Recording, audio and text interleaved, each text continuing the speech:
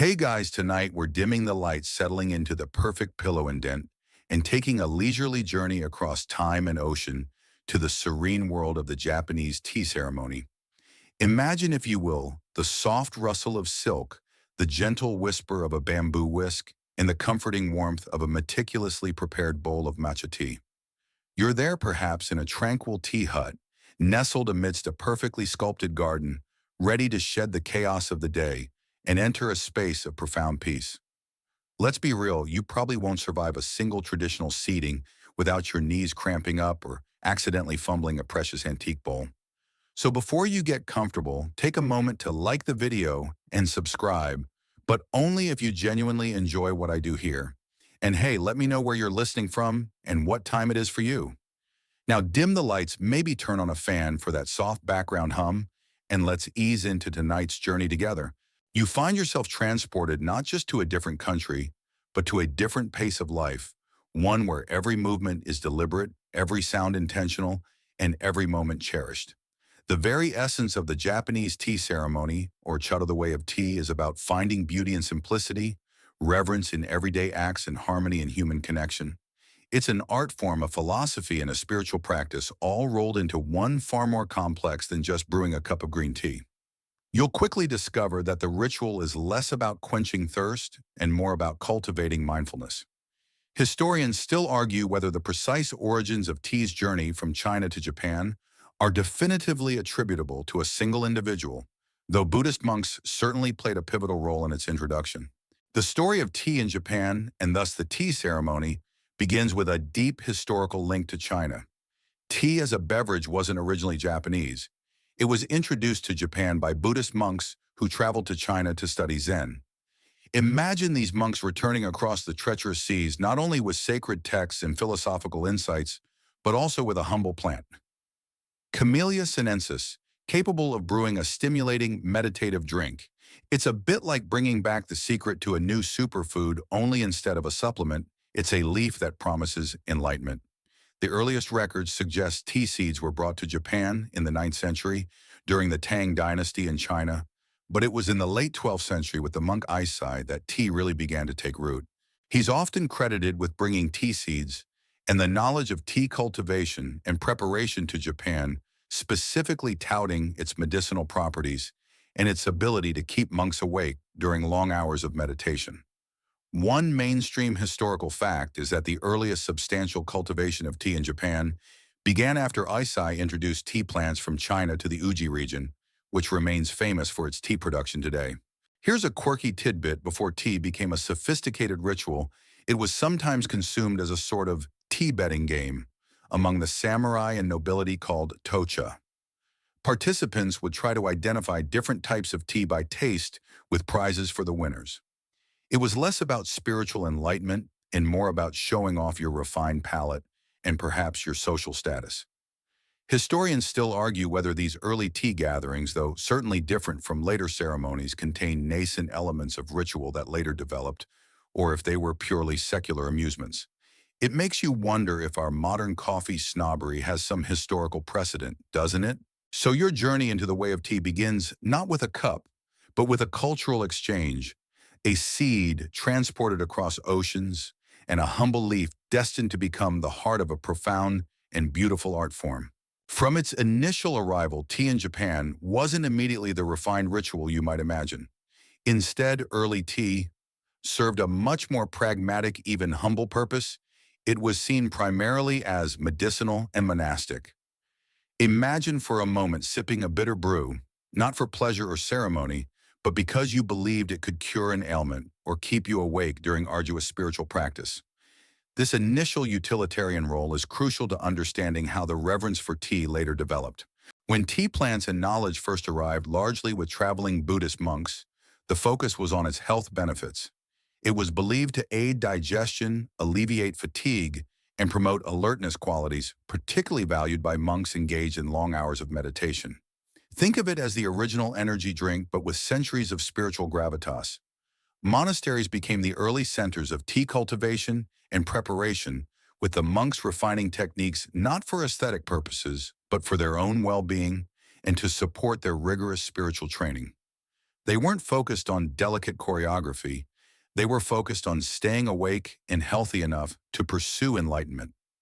One mainstream historical fact confirming this is that the monk Eisai, often credited with reintroducing tea to Japan in the late 12th century, wrote a treatise called Kisa Yojoki, Chicha Yang Shengji, or Drinking Tea for Health, which extolled tea's medicinal properties. You can almost picture these early monks, perhaps a bit groggy from their meditations, being handed a rough-hewn bowl of whisked tea, its earthy aroma filling their simple cells. It wasn't about the perfect foam or the exquisite bowl. It was about the immediate effect, the clarity it brought to their minds, the warmth it spread through their bodies.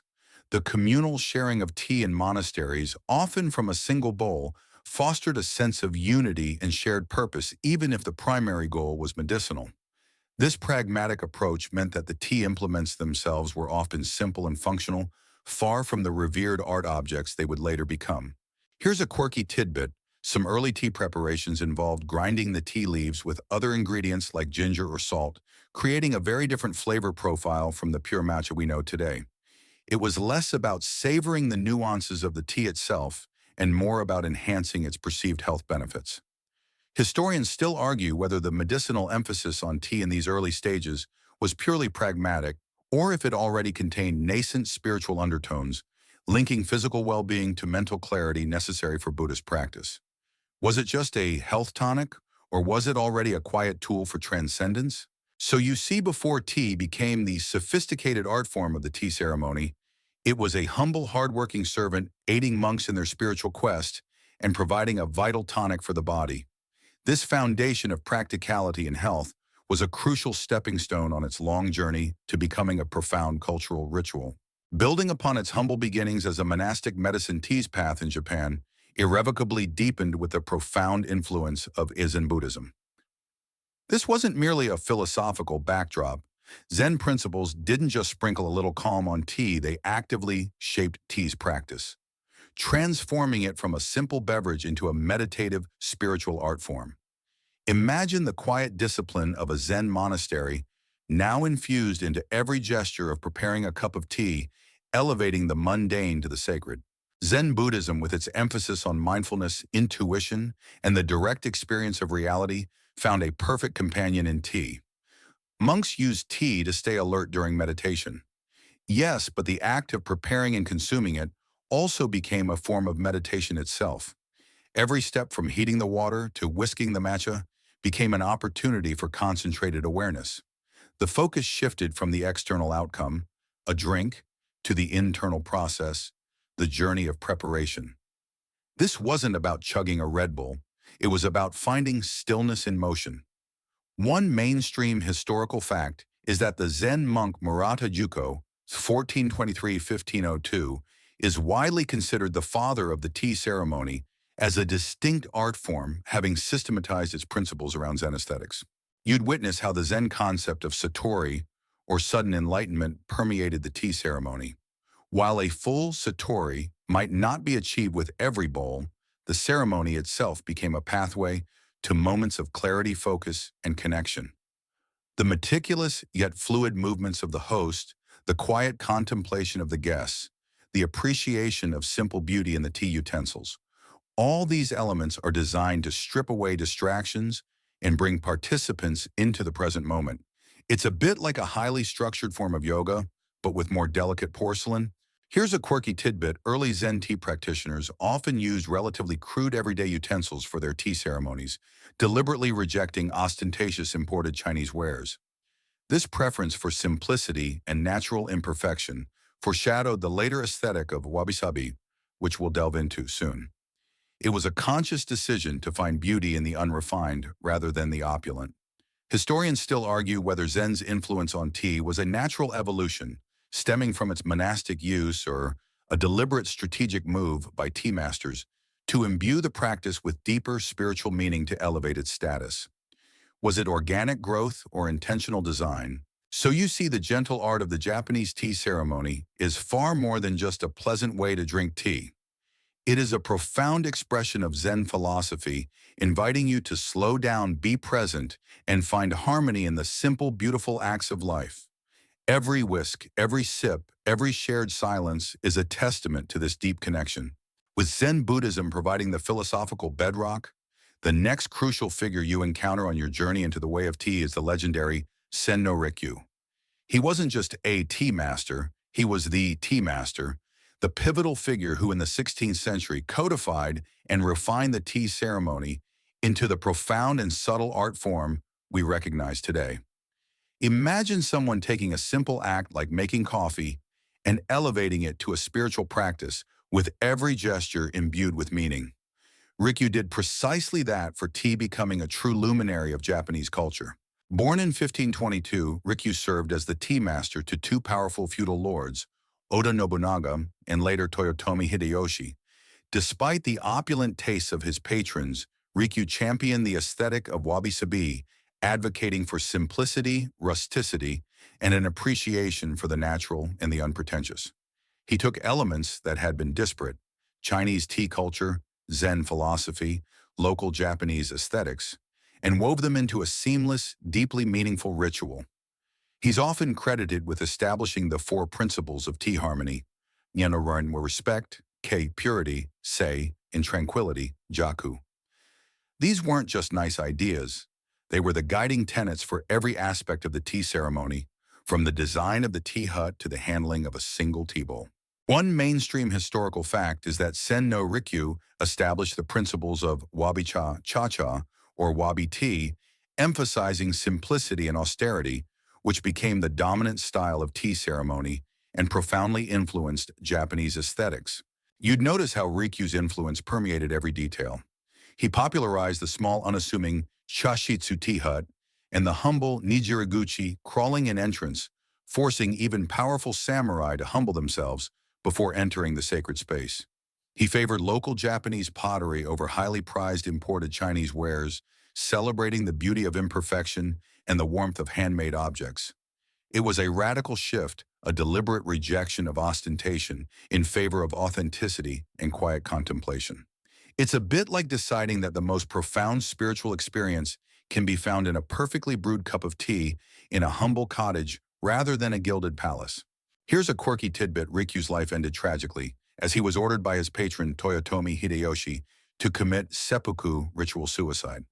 While the exact reasons are debated, it's believed to be linked to Hideyoshi's displeasure over Rikyu's perceived arrogance or his refusal to compromise his wabi aesthetic for Hideyoshi's more extravagant tastes.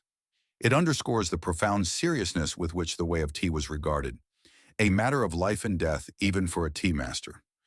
Historians still argue whether Rikyu's death was a political execution disguised as a cultural dispute, or if it was a genuine clash of aesthetic and philosophical ideals that proved irreconcilable with the desires of a powerful ruler.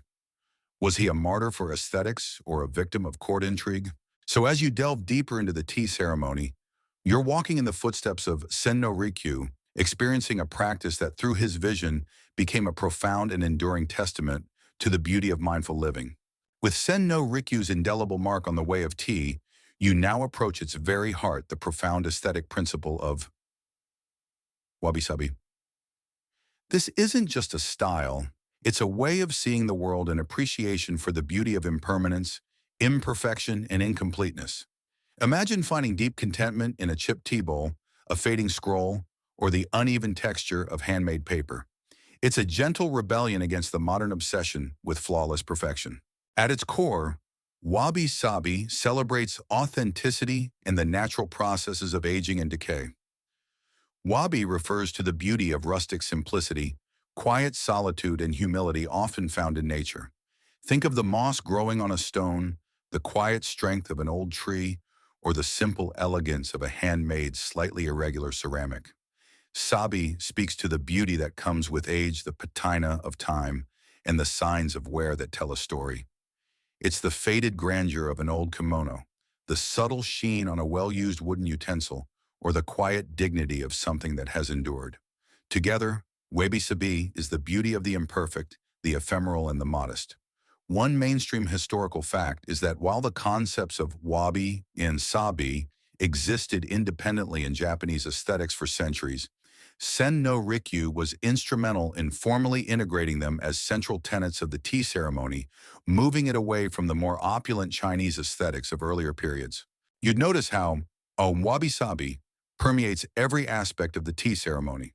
The tea hut itself is deliberately humble, built from natural materials like unfinished wood and bamboo. The tea bowls, often raku ware, are intentionally asymmetrical. Their glazes irregular, their surfaces sometimes rough to the touch. They're not perfect, they're perfectly imperfect.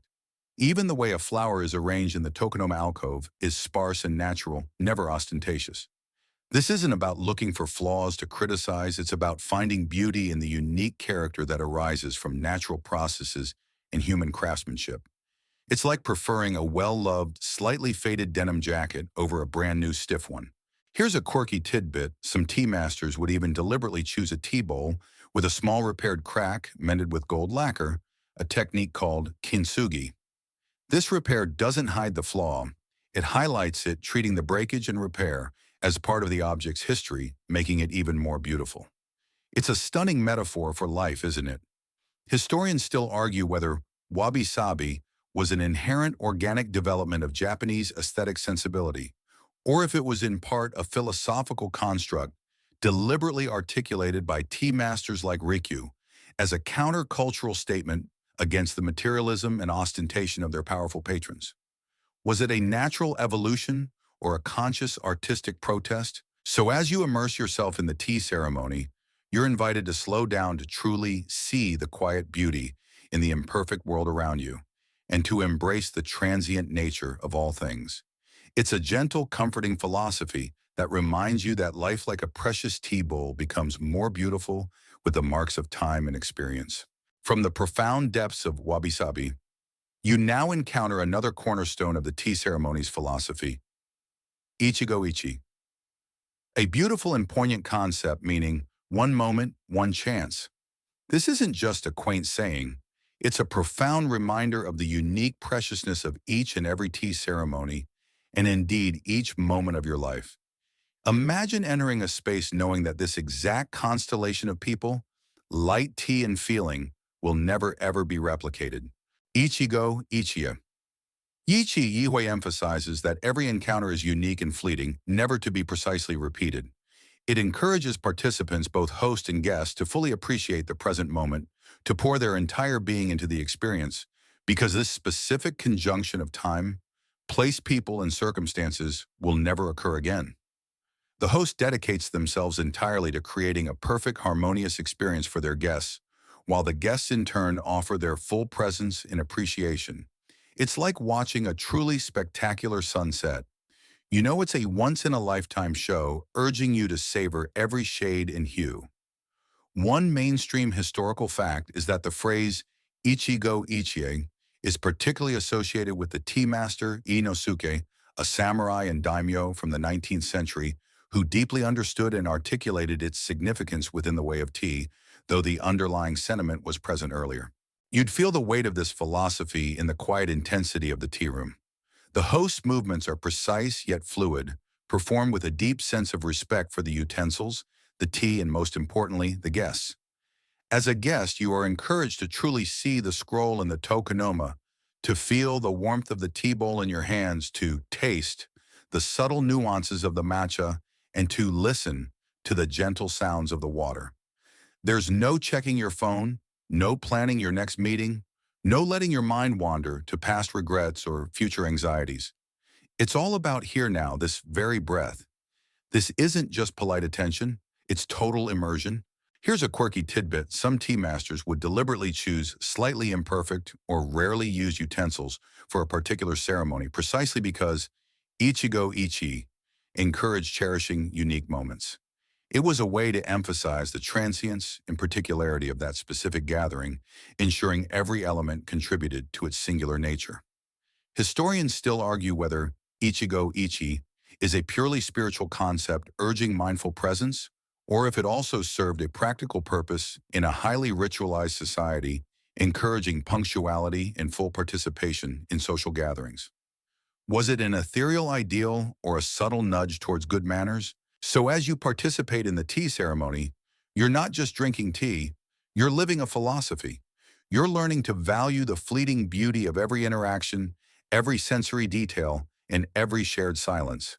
It's a powerful lesson in mindfulness, reminding you to truly be wherever you are right now before the moment gracefully slips away. With the philosophical underpinnings of wabi-sabi and ichigo ichi, firmly in mind, your journey into the tea ceremony now leads you to its physical heart, the chashitsu, or tea hut. This isn't just a room where tea is served, it's a meticulously designed sanctuary, a microcosm of the wabi-sabi aesthetic, crafted to foster introspection, intimacy, and a profound connection with nature. Imagine stepping into a space that feels both humble and deeply sacred, specifically built for one purpose, the way of tea. The chashitsu chashur is typically small, often no more than 4.5 tatami mats, in size roughly 9 feet. Its design is deliberately simple, stripped of all unnecessary ornamentation, reflecting the wabi ideal of rustic simplicity. Natural materials like unfinished wood, bamboo, clay plaster, and paper screens or shoji are used throughout, creating a serene, earthy palette that invites calm. The ceilings are often low, encouraging guests to bend their heads in humility, and the lighting is subdued, fostering a sense of quietude and introspection. One mainstream historical fact is that the development of the small, deliberately humble chashitsu was largely championed by Sen no Rikyu, moving away from the grander, more ornate tea rooms favored by the aristocracy, thus emphasizing intimacy and spiritual focus over ostentation. You'd notice the subtle details, the carefully placed single flower in the tokonoma alcove, the texture of the plaster walls, the gentle light filtering through the shoji screens. Every element is chosen for its harmonious relationship with the others, and nothing is superfluous. There are no distractions, no loud colors, no jarring elements, only what is essential for the tea ceremony. It's a bit like a tiny, perfectly curated art gallery, but the art is the experience itself. The quiet atmosphere itself is a key ingredient, allowing for the gentle sounds of the ceremony, the whisking of the tea, the bubbling of the kettle to take prominence. Here's a quirky tidbit: some chashitsu feature a small, irregularly shaped window placed low on the wall, specifically designed to offer a framed, fleeting glimpse of the garden outside without revealing the entire landscape. It encourages a brief, mindful appreciation of nature, then directs the focus back inward to the ceremony. Historians still argue whether the extreme minimalism of the chashitsu was purely an aesthetic choice aimed at spiritual focus, or if it also served a practical purpose in times of limited resources, making it a virtue out of necessity. Was it a profound philosophical statement or a clever design solution for small spaces? So as you enter this serene space, you're not just stepping into a room, you're entering a carefully constructed environment designed to facilitate a specific state of mind. The chashitsu is a testament to the power of architecture to shape experience, in inviting you to leave the outside world behind and find beauty in the quiet simplicity within. Stepping out of the everyday world and towards the tranquility of the chashitsu, your path leads you down the roji, or dewy path. This isn't just a garden, it's a meticulously crafted threshold designed to slowly disengage you from worldly concerns and prepare your mind for the spiritual purity of the tea ceremony. Imagine a winding stone path, perhaps damp with morning dew, guiding you away from noise and distraction, each step a gentle invitation to mindfulness. The Roji Lu Di, literally meaning dewy ground or dewy path, is an essential element of the tea garden. It's intentionally understated, often appearing natural and rustic, but every stone, every moss patch, every plant is deliberately placed. Its purpose is to evoke a sense of mountain solitude and to purify the mind, symbolically washing away the dust of the mundane world before entering the tea hut. You wouldn't find brightly colored flowers or elaborate sculptures here. Instead, there might be stepping stones of various sizes, carefully raked gravel, and understated greenery. One mainstream historical fact is that the roji was developed in conjunction with the wabi-cha aesthetic, championed by Sen no Rikyu, becoming an integral part of the overall tea ceremony experience, emphasizing the journey to enlightenment through simplicity. As you walk the roji, you're encouraged to slow your pace, to observe the subtle beauty around you, and to listen to the sounds of nature. The path might be uneven, forcing you to focus on your steps, grounding you in the present moment. The deliberate simplicity and natural feel are meant to clear your mind just as dew cleanses the leaves. It's a bit like a pre-meditation warm-up, but instead of stretching, you're just walking very mindfully. The rustle of bamboo, the distant chirp of a bird, the scent of damp earth, these are all part of the preparation, gently guiding your senses towards a heightened state of awareness. Here's a quirky tidbit: some tea gardens incorporate a few deliberately wild or overgrown elements like a single crooked branch or an unkempt patch of grass to further emphasize the wabi-sabi aesthetic and the appreciation for natural untouched beauty amidst the carefully cultivated order. It's a subtle nod to the beauty of imperfection, even in a perfectly designed space. Historians still argue whether the Roji's design was primarily symbolic, representing a spiritual journey, or if it also served a practical purpose in creating a physical separation from the outside world, thus enhancing the exclusivity and mystique of the tea ceremony.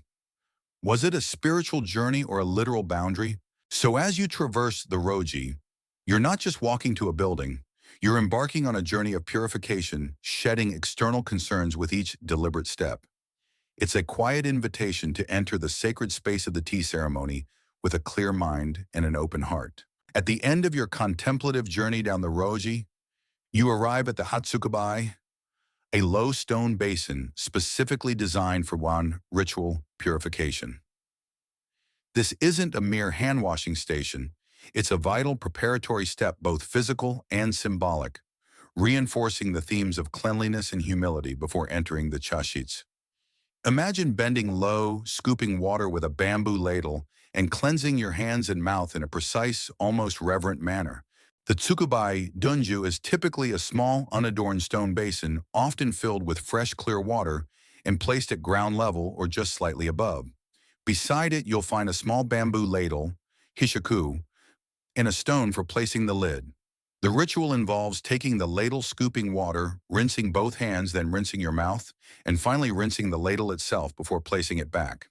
The low height of the basin requires you to stoop or crouch, a physical act of humility that reminds you to shed arrogance and enter the tea hut with a humble heart. One mainstream historical fact is that the Tsukubai ritual is directly derived from the Buddhist practice of purification before entering a temple, emphasizing the sacred nature of the tea ceremony space. You'd feel the cool water on your hands, the subtle taste as you rinse your mouth, and the deliberate movements required to cleanse the ladle before returning it. Every action is precise, mindful, and unhurried. This isn't about scrubbing away grime. It's about symbolically washing away the dust of the secular world, worries, anxieties, ego, leaving you spiritually and mentally prepared for the harmony of the tea ceremony. It's a quick spiritual reset button, preparing your mind for the delicate ritual ahead. Here's a quirky tidbit. The water in the tsukubai is traditionally kept meticulously clean, often flowing in a continuous quiet stream. However, in some you might find a small flat stone deliberately placed in the basin, sometimes called a coin-washing stone, though its primary purpose is simply to hold the ladle. Historians still argue whether the tsukubai's symbolism is primarily religious, reflecting Buddhist purification rites, or if it also served a practical function in a time when general hygiene standards were different, ensuring a cleaner environment for the ceremony itself. Was it about spiritual cleansing or just basic cleanliness? So as you perform this simple yet profound act of purification, you're not just washing your hands, you're symbolically purifying your spirit, preparing to enter the sacred space of the tea ceremony with a clean mind and a humble heart. Having purified yourself at the tsukubai, your physical journey into the chashitsu culminates at the nijiri-guchi, or crawling in entrance. This isn't a grand doorway, it's an intentionally small, low opening, sometimes no more than 2 feet high, requiring even the tallest samurai to bend, perhaps even crawl to enter. Imagine humbling yourself physically to pass through this narrow aperture, a powerful symbol before you even take your first breath inside. The Nijiriguchi Linko is a unique architectural feature of the tea hut, famously popularized by Senno Rikyu. Its deliberate smallness serves multiple symbolic purposes. Firstly, it forces everyone, regardless of their social rank, whether a powerful shogun or a humble merchant, to physically stoop, thus shedding their worldly status and entering the tea room as equals. Secondly, it creates a sense of detachment from the outside world, a narrow passage from the mundane to the sacred. You leave behind the noise and ego of daily life, entering a space where hierarchy is momentarily suspended. One mainstream historical fact is that Rikyu is credited with the revolutionary idea of the nijiriguchi, making it a central design element that reinforced the wabi-sabi ideals of humility and equality within the tea space, a stark contrast to the grand entrances of castles or temples. You'd feel the slight awkwardness of bending your body, perhaps even having to put your hands on the ground, a momentary act of vulnerability and humility. This physical act is designed to prepare your mind. As you emerge into the quiet serenity of the chashitsu, you're meant to leave all external concerns and pride outside that tiny opening. It's a symbolic rebirth entering a new state of mind. It's a bit like passing through a magic portal, only the magic is mindfulness and humility. Here's a quirky tidbit. It's said that the design of the nijiriguchi was also practical during times of samurai warfare, as it made it impossible for someone to enter the tea hut wearing a long sword. They would have to disarm before crawling in, ensuring peace and diffusing potential conflict within the sanctuary of the tea room. Historians still argue whether the nijiriguchi was primarily a symbol of spiritual equality or if it also served as a very practical security measure in a volatile feudal society. Was it philosophical or pragmatic? So as you pass through the nijiriguchi, you're not just entering a room, you're undergoing a physical and spiritual transformation. It's a powerful reminder that true enlightenment often requires humility and that sometimes the most profound experiences begin by simply bending low. Stepping through the nijiriguchi, you now find yourself within the serene embrace of the chashitsu, and your gaze is naturally drawn to its spiritual and aesthetic focal point, the tokonoma, or kanan alcove. This isn't just a decorative nook. It's a meticulously curated space where a single hanging scroll and a minimalist flower arrangement resides, serving as the visual and thematic heart of the entire tea ceremony. Imagine a tiny stage upon which the essence of the present moment is subtly yet profoundly displayed. The tokonoma chuangnogin is an alcove typically built into one wall of the chashisu, slightly raised above the main floor. It's the most sacred spot in the tea room, and guests are expected to bow towards it upon entering, acknowledging the art within. The objects displayed in the tokonoma are chosen by the host to reflect the season, the theme of the gathering, or a particular philosophical message. The primary elements are almost always a kakejiku, hanging scroll, and a chabana flower arrangement. Nothing else adorns this space. Its power lies in its deliberate emptiness, allowing for focused contemplation. One mainstream historical fact is that the tokonoma originated from features in Zen Buddhist temples, where scrolls and religious objects were displayed, adapting this spiritual display space into the aesthetic core of the tea room. You'd feel the quiet reverence emanating from this space. The scroll, often featuring a Zen saying or a poignant poem, invites quiet contemplation, setting the mood for the ceremony. The flowers arranged simply and naturally speak of the season and the beauty of fleeting life. Your eyes are meant to linger here, absorbing the harmony and the unspoken message. It's a bit like looking at a single perfect brushstroke, simple yet full of profound meaning. The host carefully considers every aspect of the tokonoma's display, ensuring it complements the tea utensils and the overall experience. Here's a quirky tidbit: some tea masters would even rotate the scroll or flower arrangement during a multi-day tea gathering, subtly shifting the theme or mood from one day to the next, keeping the experience fresh and emphasizing the ichigo ichi principle of unique moments. Historians still argue whether the minimalist nature of the tokonoma was primarily driven by the wabi-sabi aesthetic, or if it also served a practical purpose, allowing for easy changes of display to suit different occasions without requiring major redecorating. Was it about profound symbolism or efficient presentation? So as you quietly observe the tokonoma, you're not just looking at objects, you're engaging with the distilled essence of the ceremony, a silent invitation to reflect on beauty, transience, and the profound harmony of the present moment. It's a focal point for your attention, drawing you deeper into the world of tea. From the overarching aesthetic of the tokonoma, your attention now narrows to one of its essential components, Chabana, the humble flowers arrangement.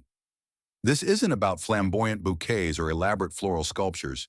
It's an art form defined by restraint, naturalness, and a deep respect for the living plant.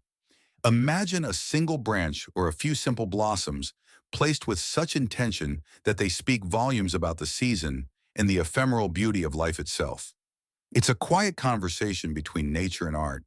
Kichabana, Chahua, literally tea flowers, refers specifically to the flower arrangement for the tea ceremony.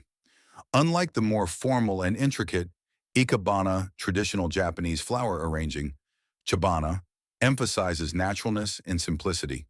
The arrangement is always sparse, using only a few stems or even a single flower or branch placed in a simple, unadorned vase. The idea is to evoke the natural state of the plant as if it were still growing outdoors rather than to create an artificial composition.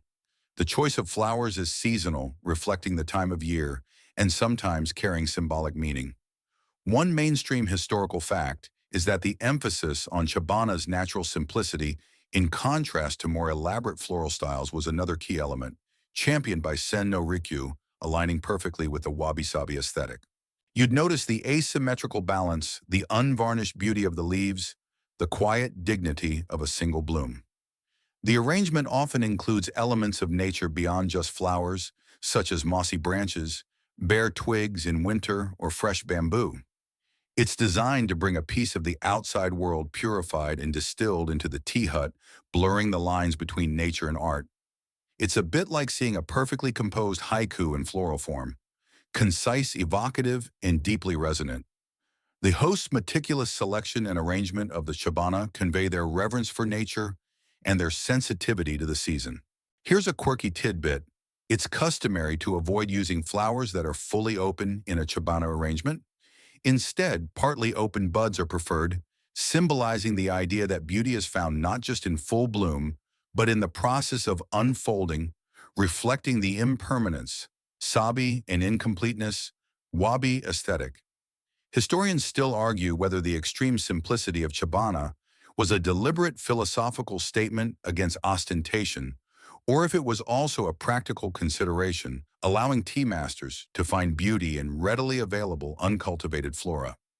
Was it profound symbolism or simply convenient artistry? So as you contemplate the humble Chabana, you're invited to appreciate the subtle transient beauty of nature, to find profound meaning in simplicity, and to connect with the quiet elegance that underpins the entire tea ceremony. It's a living sculpture changing with every passing day, much like the moments of your life. Complementing the natural beauty of the Chabana in the tokonoma, your gaze shifts to its intellectual and spiritual counterpart, the jaku, or hanging scroll. This isn't just a piece of art, it's a carefully chosen visual and philosophical statement, a quiet voice that sets the tone, theme, and underlying message for the entire tea ceremony.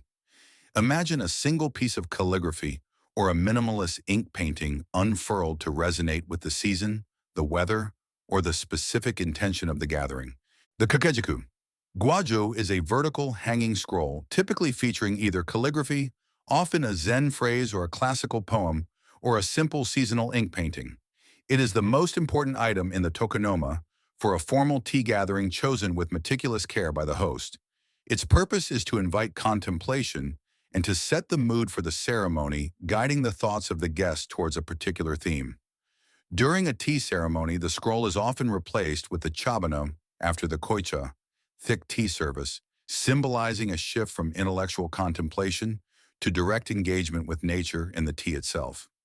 One mainstream historical fact is that the display of hanging scrolls in special alcoves originated in Zen Buddhist temples, where they were used for meditation and instruction, a practice then adapted and refined for the tea ceremony. You'd spend a moment quietly observing the scroll upon entering the chashitsu, allowing its message or imagery to settle in your mind. If it's calligraphy, you might ponder its meaning, perhaps a phrase about emptiness, impermanence, or the unity of all things. If it's a painting, you might reflect on the natural scene depicted, a winter landscape, a spring blossom, or a lonely moon, and its connection to the season outside. It's a silent dialogue between the host's intention and the guest's interpretation, fostering a deeper, more mindful engagement with the moment. It's a bit like having a profound quote of the day, but far more aesthetically pleasing and deeply integrated into the experience. Here's a quirky tidbit: some very old and revered kakejaku scrolls might be so delicate that they are only displayed for a very short time, perhaps just a single day, to prevent damage from light or humidity. This extreme care further emphasizes their preciousness and the Ichigo Ichie Nai principle of cherishing fleeting moments. Historians still argue whether the primary role of the kakejaku is to provide a specific guiding theme for the tea ceremony, or if its open-ended nature encourages individual interpretation and a more personal, meditative experience. Is it a directive or an invitation? So as you quietly appreciate the kakejaku, you're not just looking at a piece of art, you're engaging with the philosophical heart of the tea ceremony, allowing its wisdom or beauty to gently unfold within you, preparing your mind for the profound simplicity of the tea to come. It's a subtle anchor grounding the ephemeral ceremony in timeless wisdom. Having absorbed the visual poetry of the tokonoma, your attention now turns to the very vessel that will hold the tea, the chawan or tea bowl. This isn't merely a cup. It's often the most cherished and personalized item in the tea ceremony, a unique piece of art with its own story, its own imperfections, and a tactile beauty designed to enhance the experience of drinking matcha. Imagine holding a bowl that feels perfectly balanced in your hands, its warmth seeping into your palms, its surface telling a tale of craftsmanship and history. The Chuan Chawan is the bowl from which matcha tea is drunk. Unlike mass-produced ceramics, tea bowls used in the ceremony are often handmade and highly valued for their unique irregularities, textures, and glazes. They are considered works of art in themselves, embodying the wabi-sabi aesthetic of natural imperfection. Bowls vary widely in shape, size, color, and texture, with specific styles associated with different regions, potters, and tea schools. The most revered bowls might be hundreds of years old, their surfaces worn smooth by countless hands and ceremonies. One mainstream historical fact is that the humble rakuware tea bowl, with its distinctively rough, asymmetrical, and earthy qualities, was famously championed by Sen no Rikyu, elevating it to an iconic status in the tea ceremony as an embodiment of wabi-sabi. You'd notice the subtle variations: a rough, earthy texture that grounds you, a delicate, shimmering glaze that catches the light, an intentional asymmetry that feels surprisingly comfortable in your hands. The host chooses the chawan, carefully, often selecting one that suits the season, the guest, or the theme of the gathering. As a guest, you are expected to appreciate the bowl's beauty, turning it to admire its features before and after drinking. It's a sensory experience beyond taste, engaging sight and touch in a profound way. It's a bit like holding a piece of living history, each imperfection a testament to its journey. Here's a quirky tidbit: some tea bowls are so revered that they have their own names passed down through generations of tea masters, much like famous swords or works of art. These names often evoke natural phenomena, philosophical concepts, or historical events, adding another layer of depth to the object. Historians still argue whether the increasing value placed on individual unique tea bowls fostered a deeper appreciation for artisanal craftsmanship, or if it inadvertently led to a form of connoisseurship that could sometimes overshadow the spiritual essence of the ceremony. Did it enhance mindfulness or encourage materialism? So as you hold the chawan in your hands, you're not just holding a container for tea, you're holding a piece of art, a vessel of history, and a tangible embodiment of the wabi-sabi philosophy. It's a silent invitation to connect with beauty through the simple act of touch. From the solid grounding presence of the chawan, your eye now moves to one of the most distinctive and active tools in the tea ceremony, the chasen, or bamboo whisk. This isn't just a kitchen utensil, it's an exquisitely crafted instrument, meticulously carved from a single piece of bamboo, designed to transform powdered matcha in hot water into a smooth, frothy elixir. Imagine the rhythmic flick of the wrist, the delicate bristles dancing in the bowl, creating the perfect consistency and a satisfying layer of foam. The chasen cha shan is carved from a single piece of bamboo, typically from a mature culm, and features numerous delicate tines or prongs. These tines are precisely shaped and curled to maximize their whisking efficiency. The number of tines can vary, influencing the texture and foam of the whisk tea. A whisk with more tines generally produces a finer foam. The creation of a chasen is a specialized craft passed down through generations, requiring immense skill and patience. It's designed for a specific purpose: to break up any lumps of matcha, to thoroughly mix the tea with the hot water, and to create the characteristic frothy layer on top, known as chawan no awa pao. One mainstream historical fact is that the chasen developed in Japan as an essential tool, specifically for whisking powdered green tea, distinguishing the preparation method from steeped leaf teas. You'd observe the host's precise, graceful movements as they wield the chasen. It's not a violent churning, but a rhythmic, almost gentle motion, often described as writing the letter M or W repeatedly in the bowl. The sound of the whisk, a soft swish-swish, is an integral part of the ceremony's soundscape, a tiny comforting rhythm that underscores the focus and mindfulness. This isn't about brute force, it's about delicate control and precision, turning simple ingredients into a beautiful sensory experience. It's a bit like a miniature culinary ballet, all happening within the confines of the tea bowl. Here's a quirky tidbit: a wana chaisen is delicate and wears out with use. It's considered an item that should be replaced regularly rather than being kept indefinitely. This highlights the ichigo ichi principle and the idea that even tools are impermanent, serving their purpose fully in the present moment before gracefully departing. Historians still argue whether the development of the chasen was primarily a practical innovation to improve the texture of whisk tea, or if its precise, almost dance-like use also served to deepen the ritualistic and meditative aspects of the tea ceremony. Was it about efficiency or artistry? So as you witness the delicate dance of the chasen, you're not just watching tea being prepared, you're observing a centuries-old craft in action, a testament to the pursuit of perfection in the simplest of acts. It's a vital tool transforming humble powder into a vessel for harmony. Following the meticulous whisking, your attention shifts to the elegant tool used to measure and transfer the powdered tea, the chashaku or tea scoop. This isn't your average kitchen spoon. It's a slender, graceful scoop, typically carved from bamboo, designed for precision and imbued with a quiet beauty. Imagine the host's steady hand carefully portioning the vibrant green powder from its caddy into the bowl, a delicate, almost ritualistic gesture. The chashaku. Chashao is a long, slender scoop carved from a single piece of bamboo, often with a natural curve at one end.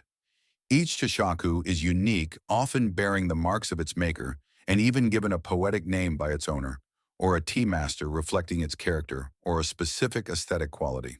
Its purpose is to carefully scoop the powdered matcha from its container, yashin natsum, or chair, into the tea bowl. The number of scoops, usually 1.5 to 3, depending on the type of tea being prepared, is precise, ensuring the correct strength and flavor. The act of scooping is performed with deliberate grace, demonstrating respect for the tea and the utensils. One mainstream historical fact is that the chashaku, particularly its bamboo form, evolved alongside the tea ceremony as a refined tool for handling matcha, emphasizing care and precision in the preparation process. You'd notice the subtle curve of the bamboo, the way it fits perfectly into the hand, and the gentle scraping sound as it gathers the fine green powder. The simplicity of its design belies the precision and care required in its use. It's not just a measuring device, it's an extension of the host's hand, connecting them intimately with the precious tea. It's a bit like a conductor's baton, but for tea, guiding the performance with quiet authority. After use, the chashaku is carefully wiped clean with a silk cloth, ensuring its purity for the next use. Here's a quirky tidbit: a kachashaku is rarely finished or polished. Its natural bamboo texture and even minor imperfections are celebrated as part of its wabi-sabi beauty, allowing it to age gracefully with use. Sometimes newly crafted chashaku are even given to a respected tea master to break them in with initial use, adding to their lineage and perceived value. Historians still argue whether the poetic naming of chashaku served primarily to elevate mundane objects to works of art, or if it provided a mnemonic device for tea masters to remember specific ceremonies or historical associations. Was it about beauty or memory? So as you observe the delicate dance of the chashaku, You're witnessing the meticulous care inherent in every step of the tea ceremony. It's a silent testament to precision, respect, and the quiet beauty found in simple, purposeful tools. From the graceful dance of the chashaku, your attention now turns to the elegant containers that hold the vibrant powdered green tea, the kanatsum tini, and chair, or as tea caddies. These aren't mere storage jars. They are often exquisite works of art, each with its own distinct aesthetic and purpose, chosen with care to complement the tea and the occasion. Imagine a small, perfectly formed lacquer box or a subtly glazed ceramic jar, each protecting the precious matcha within. The wanatsume. Zayo is typically a wooden container, often lacquered with a fitted lid, shaped like the fruit of the natsume jujube tree, hence its name. It's primarily used for Usucha thin tea and is known for its elegant, refined appearance. The charu is a ceramic tea caddy, usually smaller and more robust with an ivory or metal lid, and is reserved for koicha, thick tea. Chair are often highly prized and can be centuries old, their surfaces displaying rich glazes and unique textures. Both types of caddies are carefully wiped and purified by the host during the ceremony, emphasizing their importance. One mainstream historical fact is that while natsume gained popularity with the development of usucha share, particularly imported Chinese examples were highly valued artistic objects from early on in the tea ceremony's history, often exchanged as diplomatic gifts. You'd notice the fine craftsmanship of the natsume, perhaps its smooth, glossy lacquer reflecting the subdued light or the subtle variations in color. The share, in contrast, might reveal the earthy textures of its ceramic form, its glaze perhaps uneven or subtly flawed in a wabi-sabi way. The choice between them depends on the type of tea being served and the host's aesthetic preference. These containers are treated with immense reverence as they safeguard the very essence of the tea ceremony, the matcha itself.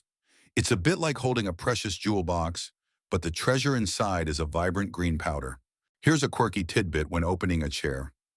The host often uses a silk cloth, fukusa, which we'll discuss later, to carefully turn the lid not only for hygiene, but also to avoid direct contact with the precious vessel, adding an extra layer of ritualized respect. Historians still argue whether the distinct development of natsume and sherry for different types of tea was purely a practical evolution to optimize tea preservation, or if it also served to subtly elevate the status of the more formal kocha service. Did it enhance practicality or ritual hierarchy? So as you observe the silent presence of the tea caddy, you're witnessing the profound care taken with every element of the ceremony, a tangible link between the raw ingredient and the refined art form it becomes. It holds the promise of the perfect cup. From the vessel holding the tea powder, your gaze now lifts to the essential element of its transformation, the makamatun shanan, or iron kettle. This isn't just a pot for boiling water, it's a revered centerpiece of the tea ceremony, often an antique cast in heavy iron, its gentle bubbling and simmering sounds creating a vital part of the atmosphere. Imagine the steady heat, the rising steam, and the subtle sounds of water heating all contributing to the profound tranquility of the tea hut.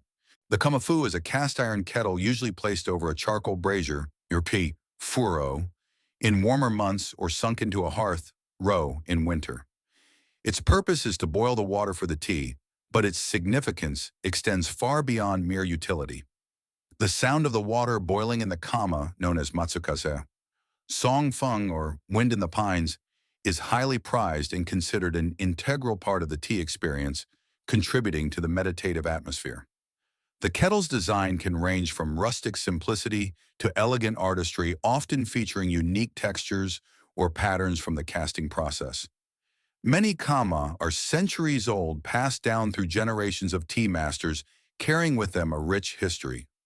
One mainstream historical fact is that the kama has been a central element of tea preparation since tea's earliest days in Japan, initially for boiling tea leaves directly and later for boiling water for powdered tea.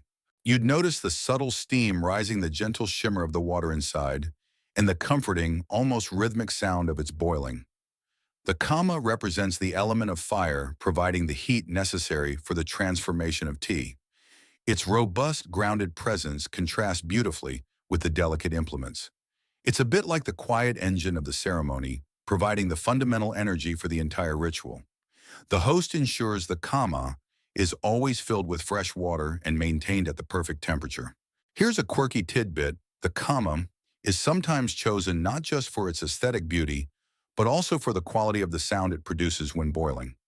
Masters can discern subtle differences in the matsukaze, much like a musician appreciating the timbre of a particular instrument. Historians still argue whether the symbolic importance of the kama as the heart of the tea ceremony developed organically from its practical necessity, or if it was deliberately elevated by tea masters to imbue the heating of water with spiritual significance. Was it practical or profound? So as you feel the warmth radiating from the kama and listen to its gentle song, you're connecting with one of the most fundamental elements of the tea ceremony. It's a silent, steady presence, symbolizing the essential fire that brings the tea to life. From the deep, resonant hum of the kama, your attention now shifts to the essential complement to boiling water, the mizusashi, or fresh water jar. This isn't just a container for cold water. It's an elegant, often exquisite vessel, carefully chosen by the host to harmonize with the other implements and to bring a cool, refreshing balance to the hot elements of the ceremony. Imagine a beautifully crafted ceramic jar, its still surface reflecting the dim light, offering a visual and conceptual counterpoint to the simmering kettle. The mizusashi, shueju, is a lidded container holding fresh cold water used for several purposes during the tea ceremony: to cool the boiled water to the desired temperature, to rinse the tea bowl after the tea has been drunk, and to replenish the kama before the thick tea service or at the end of the ceremony. These jars come in an enormous variety of materials and styles, from glazed ceramics and lacquer to metal and glass, each chosen for its aesthetic qualities and its ability to fit the overall mood of the gathering. Like other tea utensils, mizusashi are often highly valued works of art some centuries old, their beauty residing in their form, texture, and subtle imperfections. One mainstream historical fact is that the mizusashi, as a distinct and aesthetically significant utensil, became formalized within the tea ceremony as the ritual evolved, underscoring the importance of water at every stage of preparation and purification. You'd notice the quiet elegance of the mizusashi as it sits near the kama, a symbol of cool tranquility next to the warmth of the fire. The host handles it with grace and precision, every movement of its lid and every pour of water an act of deliberate beauty. Its presence reminds you of the balance inherent in the tea ceremony, the interplay of hot and cold fire and water energy and stillness. It's a bit like a perfectly placed punctuation mark in a quiet poem, adding just the right emphasis. The sound of the water being poured from it is soft, a gentle counterpoint to the kettle's song. Here's a quirky tidbit. Some mizusashi are designed with inner lids or special compartments to help keep the water cool, a practical consideration that blends seamlessly with their aesthetic purpose.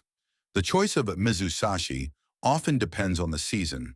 A glass one might be used in summer to evoke coolness, while a ceramic one might be preferred in winter for a sense of warmth.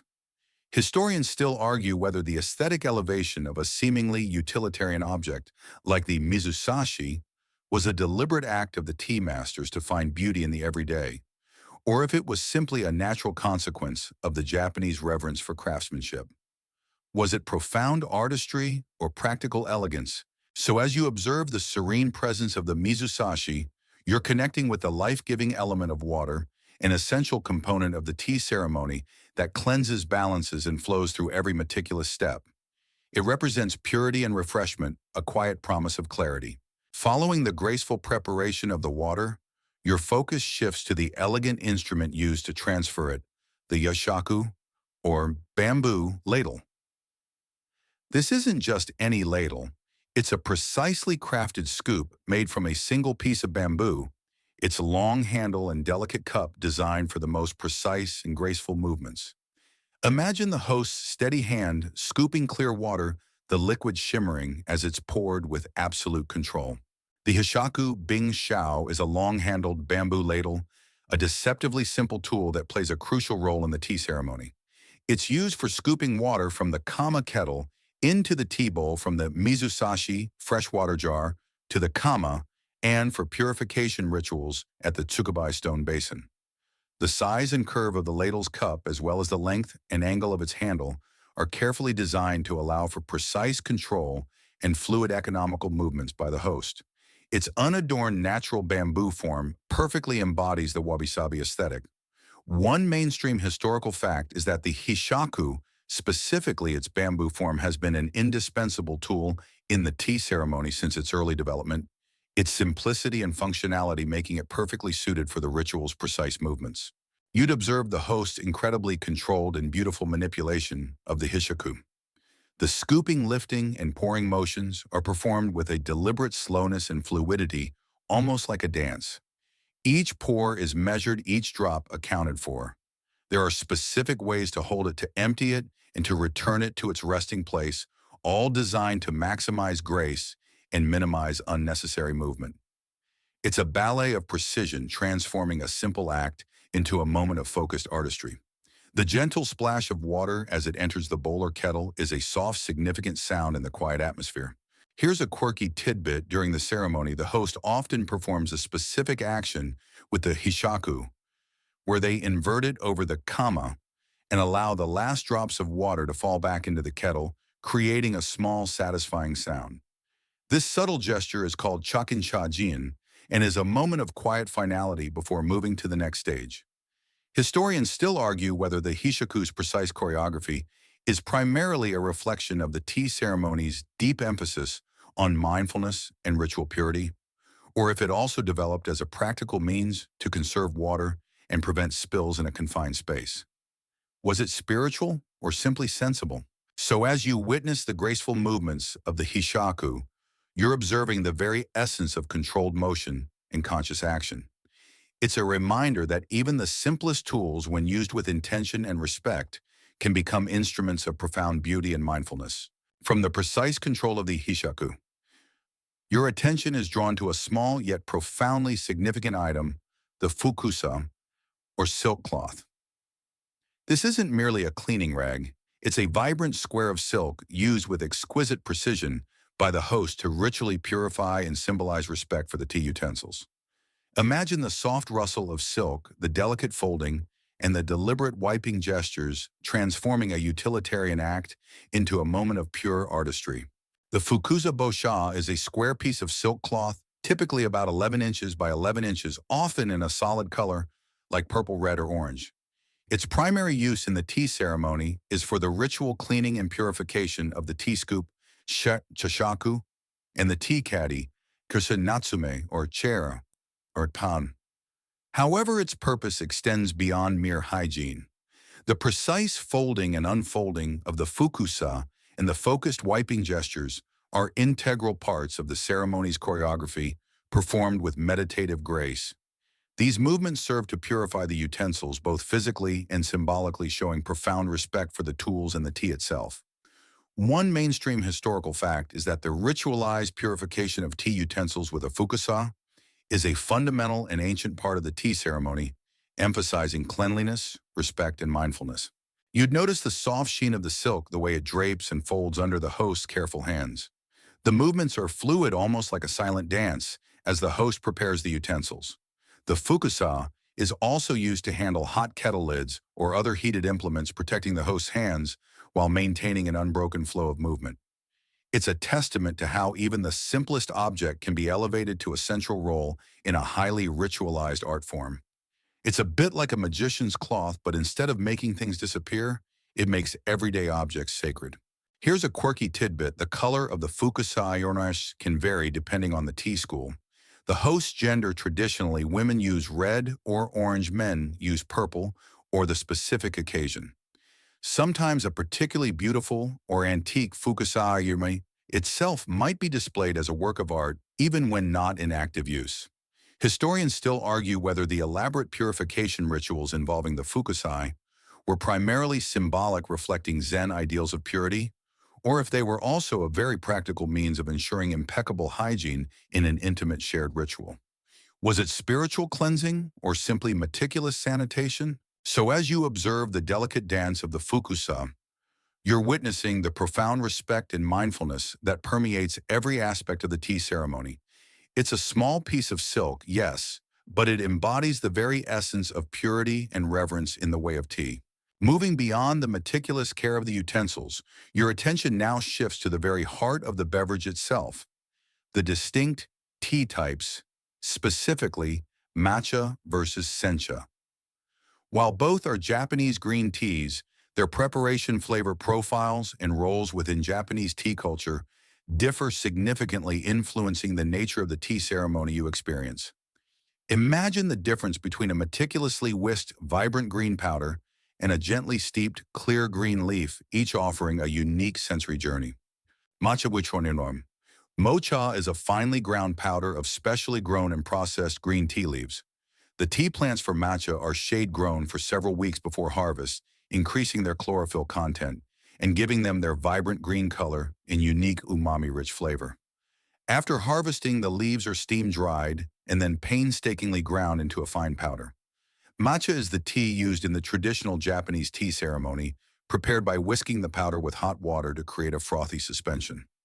Its preparation method makes it unique as you consume the entire tea leaf, receiving a concentrated dose of its nutrients and flavor. Sencha. Gencha, in contrast, is the most common type of Japanese green tea made from whole tea leaves that are typically grown in direct sunlight. After harvesting, the leaves are steamed, rolled and dried, then steeped in hot water to release their flavor. The resulting brew is a clear yellowish-green liquid with a refreshing, slightly astringent taste. While sencha is widely consumed daily throughout Japan and is also part of a simpler, less formalized tea ceremony called senchado, it is not the tea used in the formal chado way of tea ceremony that focuses on matcha. One mainstream historical fact is that while powdered tea matcha has a longer history in Japan through Zen monasteries, sencha gained widespread popularity among the general public from the Edo period onwards, especially as tea cultivation methods advanced. You'd notice the striking visual difference, the thick, opaque, bright green of whisked matcha versus the clear, jewel-toned green of steeped sencha. Their flavors are equally distinct. Matcha offers a creamy, earthy, sometimes slightly bitter umami punch, while sencha is lighter, crisper, and more refreshing. The choice of tea dictates much of the ceremony's pace and specific utensils. It's a bit like choosing between a rich espresso and a delicate pour-over coffee. Both are coffee, but they offer vastly different experiences. Here's a quirky tidbit to ensure the perfect grinding for matcha. Traditional stone mills, ishiusu, are used, and they grind the tea leaves very slowly to prevent friction heat from damaging the delicate flavor. A single mill can take hours to grind just a few ounces of matcha. Historians still argue whether the enduring prominence of matcha in the formal tea ceremony, despite sencha's widespread popularity, is due to its deeper historical ties to Zen Buddhism and its inherent suitability for ritual, or if it was a deliberate choice by tea masters to preserve a more complex and visually dramatic preparation method. Was it spiritual heritage or aesthetic preference? So as you differentiate between these two fundamental tea types, you're not just learning about beverages, you're understanding how specific ingredients shape an entire ritual, influencing flavor, ceremony, and cultural significance. Each offers a unique window into the multifaceted world of Japanese green tea. Before you delve into the heart of the tea itself, the ceremony often includes a crucial preliminary kondiri kaiseki pun dikameni honor tea meal. Garainon. This isn't a lavish banquet. It's a meticulously prepared light and seasonal meal designed to cleanse the palate, settle the stomach, and prepare you for the appreciation of the thick tea that follows. Imagine a series of small, exquisitely presented dishes, each a miniature work of art, emphasizing natural flavors and the beauty of seasonal ingredients. Kaiseki huaishi, served in the tea ceremony, is known as cha kaiseki cha huaishi. It is a carefully curated multi-course meal, typically served before the koicha thick tea service. The dishes are seasonal, locally sourced, and presented in a way that emphasizes their natural beauty and freshness. The portions are small, designed to be satisfying without being heavy, ensuring guests are neither hungry nor overly full, allowing them to fully appreciate the subsequent tea. The order of dishes is traditional, starting with ichiju sansai, one soup, three side dishes, incorporating elements like sashimi, grilled fish, simmered vegetables, and a final serving of rice. The emphasis is on subtlety, balance, and quiet appreciation. One mainstream historical fact is that Chakai evolved from the traditional meals served in Zen monasteries, adapted to suit the aesthetic and practical needs of the tea ceremony, focusing on simplicity and harmony with nature. You'd notice the artistry of the presentation, the vibrant colors, the delicate textures, the carefully chosen serving vessels. Each dish is a small, edible celebration of the season. The flavors are subtle, allowing the natural essence of the ingredients to shine through rather than relying on heavy seasonings. It's an exercise in mindful eating, encouraging you to savor each bite much like you would savor each sip of tea. It's a bit like a gourmet tasting menu, but with centuries of philosophical underpinning. The pace is unhurried, allowing for quiet conversation and reflection. Here's a quirky tidbit. Traditionally, the rice served as part of chakai seki is intentionally warm as a symbolic gesture of welcome and to comfort the stomach before the strong koicha tea. The host often serves the guests, personally emphasizing humility and hospitality.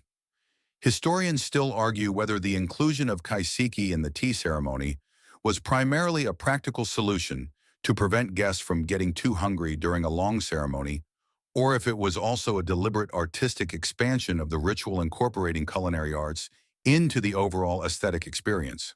Was it about sustenance or spectacle?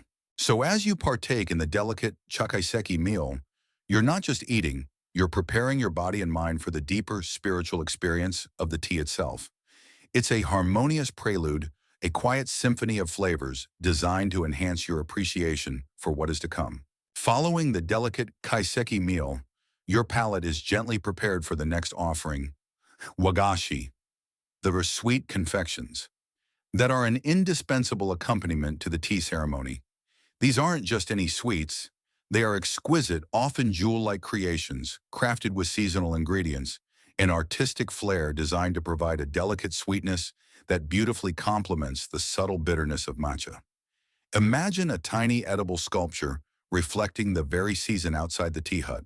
Wagashi, higuatsi, are traditional Japanese confections typically made from plant-based ingredients like rice flour, bean paste, anko, and agar-agar. They are renowned for their intricate designs, often inspired by nature and the changing seasons.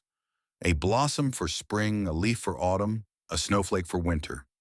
Each wagashi is a miniature work of art, painstakingly handcrafted by skilled artisans.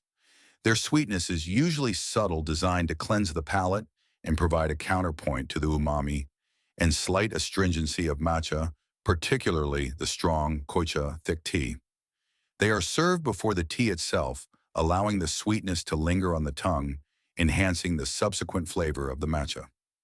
One mainstream historical fact is that wagashi evolved significantly during the Edo period, becoming highly refined and diverse with many regional specialties as the tea ceremony itself became more formalized and accessible to a wider aristocratic and merchant class. You'd admire the delicate artistry, a wagashi shaped like a cherry blossom petal, a tiny maple leaf, or a miniature snowflake. The colors are often muted and natural, reflecting the beauty of the natural world. The texture might be soft and melt in your mouth or slightly chewy. Eating a wagashi is an experience in itself, engaging sight, touch, and taste in a moment of refined pleasure. It's a bit like eating a poem, each bite revealing a layer of flavor and aesthetic intention. The host chooses the wagashi, carefully ensuring it matches the season and the theme of the gathering, providing a harmonious prelude to the tea. Here's a quirky tidbit. Some wagashi have poetic names often drawn from classical literature or natural imagery, adding another layer of cultural depth to the confection.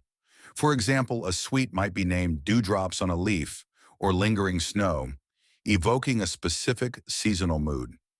Historians still argue whether the development of wagashi as an integral part of the tea ceremony was primarily a practical solution to balance the bitterness of matcha, or if it was a deliberate artistic addition, elevating the culinary aspect of the ceremony to the same level of aesthetic importance as the tea itself.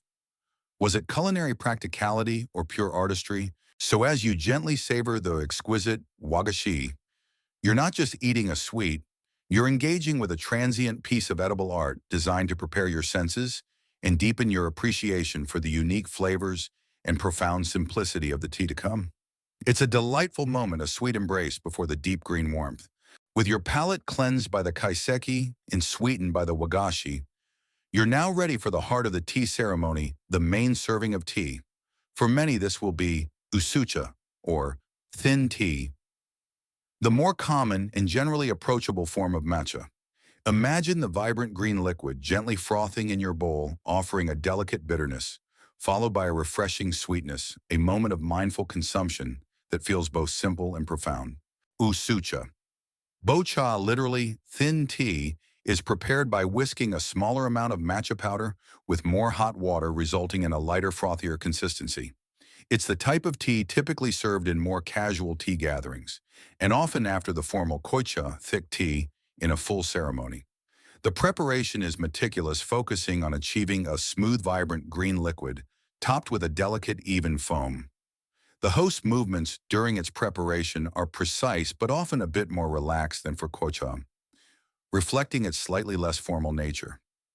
One mainstream historical fact is that usucha gained popularity as tea ceremony became more widespread beyond the elite, as it is generally easier to prepare and consume than kocha, making it more accessible. You'd feel the warmth of the chawan in your hands as you receive it, appreciating the bowl itself before taking a sip. The taste of usucha is fresh and invigorating, with a balance of sweet, bitter, and umami notes. The experience is about savoring the present moment, appreciating the craftsmanship of the tea and the utensils, and connecting with the host and fellow guests in a shared space of tranquility. It's a bit like a perfectly crafted cappuccino, but instead of a latte art heart, it's a meticulously whisked foam. You're encouraged to drink the tea in a few sips, finishing with a satisfying slurp that signals your enjoyment and appreciation to the host. Here's a quirky tidbit: the ideal foam on usucha is often compared to old silk, smooth and fine, rather than large, bubbly foam. Achieving this perfect foam requires significant skill with the chastened bamboo whisk and is a mark of a good host. Historians still argue whether the development of usucha as a distinct category was purely a practical evolution to offer a lighter, more refreshing tea, or if it also served to create a more approachable entry point into the way of tea for a broader audience. Was it about taste or accessibility? So as you lift the bowl of usucha to your lips, you're not just drinking tea, you're participating in a centuries-old ritual of mindfulness, savoring the simple elegance of a perfectly prepared moment and finding a quiet harmony in every gentle sip.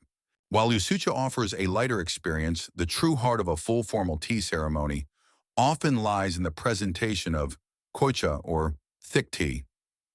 This isn't just a stronger brew, it's a profound, almost paste-like concoction prepared with an intense concentration of matcha shared from a single bowl and demanding a heightened level of reverence and focus from all participants.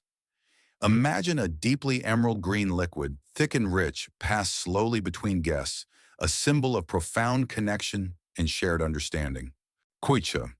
Nongcha, literally thick tea, is made by whisking a significantly larger amount of matcha powder with less hot water than usucha, resulting in a consistency akin to warm liquid chocolate or a thick soup. It is made from the highest quality matcha, often from specific cultivars. Unlike usucha, which is typically individual, koicha is often prepared in a single bowl and shared among the guests, symbolizing the shared experience and unity of the gathering. The preparation of koicha is the most solemn and formal part of the tea ceremony, performed with even greater precision and reverence, reflecting the tea's potency and preciousness. One mainstream historical fact is that koicha is considered the original and most traditional form of whisked tea in the Japanese tea ceremony, directly linked to its Zen Buddhist roots and the initial communal consumption of tea in monasteries. You'd notice the incredibly rich, almost luminous green color of the koicha, its surface smooth and unfoamed. The taste is profoundly umami sweet and intensely satisfying, with little to no bitterness. When it's your turn to drink, you'll receive the bowl, turn it carefully to appreciate its aesthetic qualities, take a few sips, and then pass it to the next guest after wiping the rim. This shared consumption fosters a deep sense of communion and respect among those present. It's a bit like taking communion, but instead of a wafer, it's a powerful elixir of pure matcha, forging a silent bond. The solemnity of the moment is palpable, underscored by the precise, almost ritualistic movements of the host. Here's a quirky tidbit to prepare koicha. The host uses a chasen with fewer, thicker tines than for your sucha, allowing for a thorough mixing of the thick paste without creating foam. The goal is a perfectly smooth, almost viscous liquid. Historians still argue whether the communal sharing of koicha from a single bowl was primarily a symbolic act of unity and equality, or if it also originated from practical considerations of conserving precious high-quality tea in earlier times. Was it about spiritual communion or economic efficiency? So as you participate in the solemn ritual of koicha, you're not just drinking tea, you're engaging in the deepest part of the tea ceremony, a profound experience of shared harmony, respect, and direct engagement with the essence of matcha connecting you to centuries of tradition and mindfulness. With the profound taste of koicha lingering on your palate, your role as a participant in the tea ceremony now turns to guest etiquette. The intricate dance of bows, humble gestures, and respectful silence that defines the conduct of everyone invited. This isn't just about good manners, it's about active participation in the harmony of the moment, showing reverence for the host, the tea, and the space itself. Imagine communicating profound respect without uttering many words, relying instead on the language of subtle posture and thoughtful appreciation. From the moment you step onto the roji, your conduct is guided by established rituals. Guests are expected to bow to the tokonoma upon entering the chashitsu, then to the host and to each other.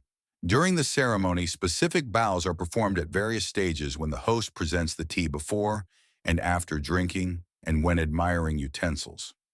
The seating order is also significant, with the main guest, chakra shokyaku, sitting closest to the tokonoma, and the host in taking the first sip of koicha.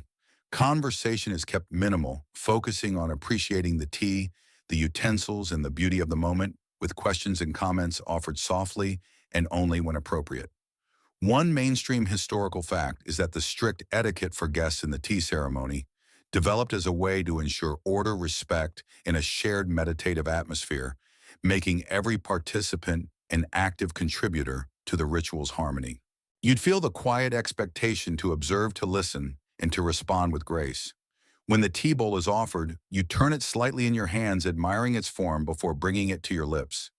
After drinking, you wipe the rim before passing it. Every movement, every moment of silence is imbued with meaning. This isn't about awkward quiet, it's about Jin, the powerful, meaningful space between things, allowing for contemplation and absorption. It's a bit like a silent play where every gesture is part of the script, conveying respect and appreciation without needing dialogue. Here's a quirky tidbit. It's customary for the main guest, shokyaku, to express admiration for the tea bowl, often inquiring about its name or origin, prompting a brief, respectful exchange with the host. This polite inquiry adds a moment of focused appreciation for the artistry of the utensil. Historians still argue whether the precise strictures of guest etiquette facilitate true mindfulness and connection, or if they sometimes create a barrier, making the ceremony feel intimidating or overly rigid for newcomers. Does it foster profound respect or generate anxiety about making a mistake?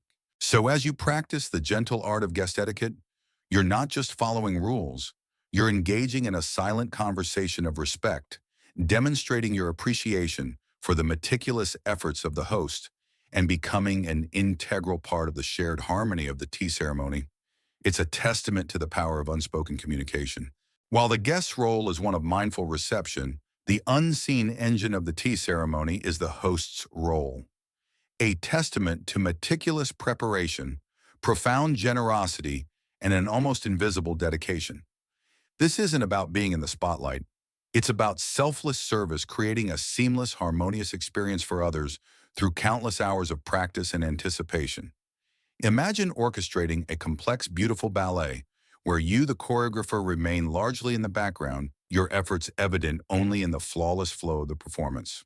The tea host, or teishu, is responsible for every single detail of the ceremony, from selecting the hanging scroll, kakejiku, and flower arrangement, chabana, to choosing the appropriate tea bowls, chawan, and utensils, preparing the kaiseki meal, and wagashi sweets and ensuring the shashitsu and roji are impeccably prepared.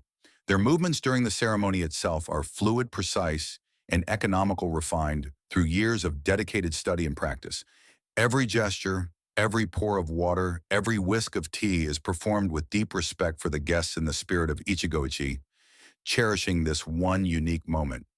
One mainstream historical fact is that the host's profound dedication to creating a perfect experience is rooted in the Zen concept of hospitality, where selfless service to others is a path to enlightenment. You'd observe the host's calm demeanor, their focused attention, and the apparent effortlessness of their actions. Yet beneath this tranquility lies immense effort and anticipation. The host considers every possible detail, the weather, the time of day, the personalities of the guests, ensuring that every element contributes to a harmonious and memorable experience. They anticipate your needs, offer the best tea, and create an atmosphere of welcome and peace. It's a bit like a world-class chef, not just cooking a meal, but orchestrating an entire sensory experience for their diners, all with a quiet grace. Here's a quirky tidbit. A highly skilled tea host can sometimes subtly adjust the temperature of the water or the thickness of the tea based on their silent observation of a guest's reaction or implied preference, demonstrating an incredible level of empathy and adaptability within the rigid framework of the ceremony. Historians still argue whether the host's role of selfless service, as codified in the tea ceremony, was primarily a spiritual ideal of humility, or if it also served to reinforce social hierarchies with the host implicitly demonstrating their superior knowledge and aesthetic refinement. Did it promote equality or subtly assert status? So as you appreciate the meticulous artistry of the tea ceremony, you're witnessing the profound, often unseen dedication of the host. Their silent labor, selfless service, and unwavering commitment to creating a moment of perfect harmony are the very essence of the way of tea, a gift offered with deep respect and boundless generosity. As you settle into your role as a mindful guest, your eye is drawn to another essential layer of the tea ceremony experience: kimono and attire. This isn't just about dressing up, it's about dressing for the tea. Understanding that your clothing choices reflect respect for the host, the tradition, and the sacred space itself. Imagine slipping into garments that, while beautiful, also encourage a certain posture and demeanor, subtly guiding you into the mindset of the ceremony. While the modern tea ceremony might see guests in respectful Western attire, traditionally the kimono is the preferred garment for both host and guests. For the host, the kimono allows for fluid, graceful movements, unhindered by restrictive seams or buttons, essential for the precise choreography of the ceremony. For guests, wearing a kimono, or at least formal clothing, signals their respect for the occasion and their intention to fully participate in its solemnity. The fabric patterns and colors of the kimono are often chosen to reflect the season, much like the chabana and kakajiku, creating a visual harmony with the surroundings. It's a subtle way of becoming part of the aesthetic. One mainstream historical fact is that the kimono in various forms has been the traditional garment of Japan for centuries, and its formal use in the tea ceremony underscores the ritual's deep roots in Japanese cultural heritage. You'd notice how the kimono's design naturally encourages a more composed posture, a gentler walk, and a graceful way of sitting. Its long sleeves and flowing lines make hurried or clumsy movements less likely. The absence of pockets in many traditional kimonos encourages you to carry only what is essential, further simplifying your presence. It's a bit like a uniform that subtly reminds you of your role in a sacred performance. You might feel a sense of quiet dignity as you adjust the fabric, a physical embodiment of the respect you wish to convey. Here's a quirky tidbit: even the smallest details of kimono attire for tea ceremony are considered, such as the type of tabi split-toe socks worn, which are always white and immaculately clean. The care taken with these humble socks reflects the overarching emphasis on purity and attention to detail in the ceremony. Historians still argue whether the strict dress code for the tea ceremony was primarily a practical matter, ensuring comfort and ease of movement within the tea hut, or if it was more deeply symbolic, creating a visual uniformity that transcended social status within the tea room. Was it about function or profound symbolism? So as you consider the importance of kimono and attire, You're understanding that preparing for the tea ceremony involves not just mental and spiritual readiness, but also a physical transformation, subtly aligning your external appearance with the internal serenity you seek to cultivate. It's a silent commitment to the way of tea. Having understood the sartorial etiquette, your next crucial aspect of participating in the tea ceremony is Seiza. They're a formal kneeling imashiraichas posture. This isn't just a way to sit. It's a traditional Japanese posture that embodies humility, respect, and mindfulness, central to the physical experience of the tea ceremony. Imagine maintaining this precise seated position for an extended period, the gentle pressure on your shins forcing a deeper level of focus and stillness. Seiza Sai no. Junzo literally, correct sitting, involves kneeling with your legs folded beneath you, sitting on your heels with your back straight. For many, particularly those unfamiliar with it, this posture can be challenging to maintain for long durations, sometimes leading to discomfort or pins and needles. However, its importance in the tea ceremony is profound. It encourages a dignified and attentive posture, facilitates precise and graceful movements from the kneeling position, and perhaps most importantly, embodies the humility required for the ceremony. It creates a level playing field as everyone, regardless of rank, adopts the same posture of respect. One mainstream historical fact is that seiza became the standard formal sitting posture in Japan during the Edo period, influencing various traditional arts, including the tea ceremony. You'd feel the subtle shifting of your weight, the effort to keep your back straight, and perhaps initially, a growing discomfort in your legs. Yet this discomfort itself can become a tool for mindfulness, forcing you to focus on your breath and sensations rather than letting your mind wander. The host and guests perform most of the ceremony's movements from this kneeling position, adding a layer of grace and deliberate speed to their actions. It's a bit like holding a yoga pose, but for a much longer, more tranquil duration. The very act of maintaining seiza is an act of discipline and respect. Here's a quirky tidbit to alleviate discomfort during seiza. Some practitioners discreetly use a small flat cushion called a zabuton underneath them, though it's still about maintaining the correct posture. For those with physical limitations, adaptations are made as the spirit of the posture is more important than strict adherence if it causes harm. Historians still argue whether the emphasis on seiza was primarily a physical means to achieve a state of mental stillness and humility, or if it also served as a subtle form of social control, reinforcing discipline and deference in a hierarchical society. Did it facilitate inner peace or enforce outward conformity? So as you gracefully, or perhaps awkwardly at first, adopt the seiza posture, you're not just sitting down, you're embodying humility, discipline, and respect, allowing the physical act to deepen your mental and spiritual engagement with the profound simplicity of the tea ceremony. It's a quiet challenge inviting you to find comfort in stillness. With your body settled in seiza, your senses now attuned to another subtle yet vital element of the tea ceremony, its soundscape. This isn't about grand music or boisterous conversation. It's about the gentle whispers and deliberate sounds that are integral to the ritual, creating an atmosphere of profound tranquility and focused attention. Imagine the soft scrape of a bamboo whisk, the quiet bubbling of water, or the gentle rustle of silk, each sound contributing to the meditative quality of the moment. The tea ceremony is often described as a silent art, but it is far from devoid of sound. Every deliberate action performed by the host generates a specific sound that becomes part of the ceremony's choreography. The gentle clink of a ceramic bowl against a lacquered tray, the soft swish-swish of the chasen, whisking matcha, the rhythmic matsuka-sei wind in the pines of the water boiling in the kama, the quiet pour of water from the mizusashi, and the subtle rustle of the fukusa being folded and unfolded. These are all carefully considered and appreciated sounds. These aren't noises, they are sonic punctuation marks guiding the experience.